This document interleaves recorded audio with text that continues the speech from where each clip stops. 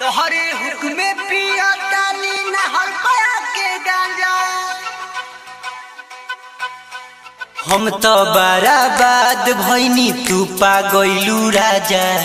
तोहरे हुक्मे पिया तानी नहर पया के गांजा।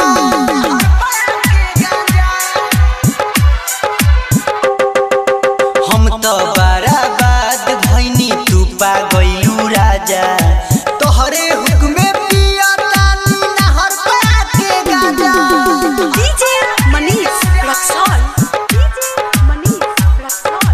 दिलावा में दर्द देखी चहल गइलू दादा।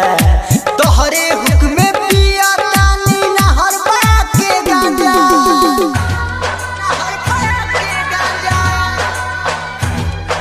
तोहरे हुक्मे पिया तानी नहर पया के गांजा। डीजे मनीष रक्सौल।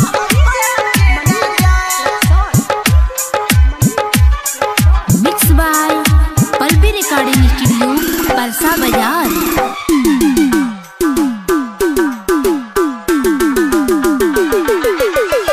गौवा के लोग सब कहे गंजेरी। देखे चल गइलू नगर अंधेरी। गौवा के लोग सब कहे गंजेरी। देखे चल गइलू नगर अंधेरी। रोतानी रोज रोज बस तोहरे के खोज। रोतानी रोज रोज बस तोहरे के खोज। रह रह के याद आवे धइल तोहार पांजा।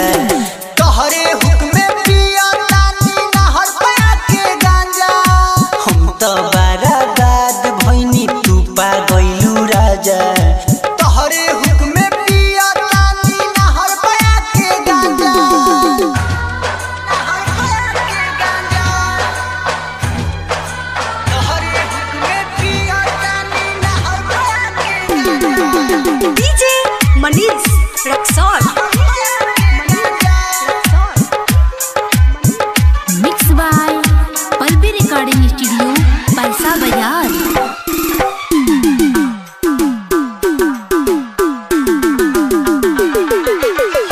याद बढ़िया बहता कॉलेज के बतिया।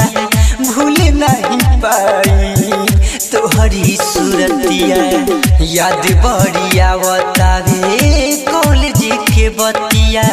भूल नहीं पाई तोहरी सूरतिया।